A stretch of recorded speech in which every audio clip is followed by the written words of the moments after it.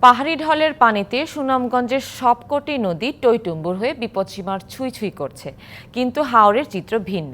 নেই পানি, খাকা খুঁড়ছে হাওর। মাছের বিচরণ ক্ষেত্রের এই অবস্থায় শঙ্কিত হাওর পাড়ের মানুষ, উৎকণ্ঠায় মৎস্য বিভাগের দায়িত্বশীলরা। সুনামগঞ্জের তাহেরপুরের মাটিয়ান ও শনির হাওরের চিত্র এটি। এখনও সেখানে হাঁটু পানি হয়নি। মাটিয়ান হাওরের সাবমার্সিবল সড়ক দিয়ে চলাচল করছে যানবাহন। তাহিরপুর বাজারের উল্টো দিকে মাটির বস্তায় বাঁধ দিয়ে পানি আটকানো হয়েছে বৌলাই নদীর।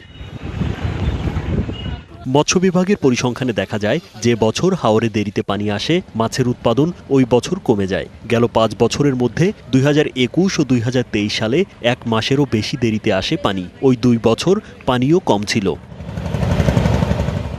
2021 সালে মাছের উৎপাদন কম হয় 35,000 টন, আর 2023 সালে সবচেয়ে কম 34,000 টন মাছের উৎপাদন হয়। অন্যদিকে 2022 সালে জুলাইয়ের মাঝামাঝি পানিতে ভেসে যাওয়ায় সবচেয়ে বেশি 38,000 টন মাছের উৎপাদন হয়। ওয়ালটন ফ্রিজ কিনে অনেকের মতো আপনিও হয়ে যেতে পারেন মিলেনিয়াল।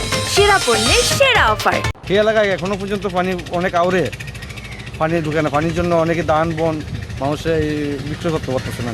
হাওরকা বাঁধের নামে যে যার মতো করে অপরিকল্পিত বাঁধ সৃষ্টি করে এই হাওরের সকলগুলো খাল বন্ধ করে দেওয়া হচ্ছে। এবছর এখনও পানি কম থাকায় মাছ উৎপাদন কমে যাওয়ার শঙ্কা মৎস্য বিভাগের। বাঁধগুলো পরিকল্পিত উপায়ে যে সমস্ত পয়েন্টগুলোকে খুলে দেওয়া, যাতে হাওরে দ্রুত মাছগুলো ঢুকতে পারে এবং মাছের প্রজনন বিস্তার করতে পারে।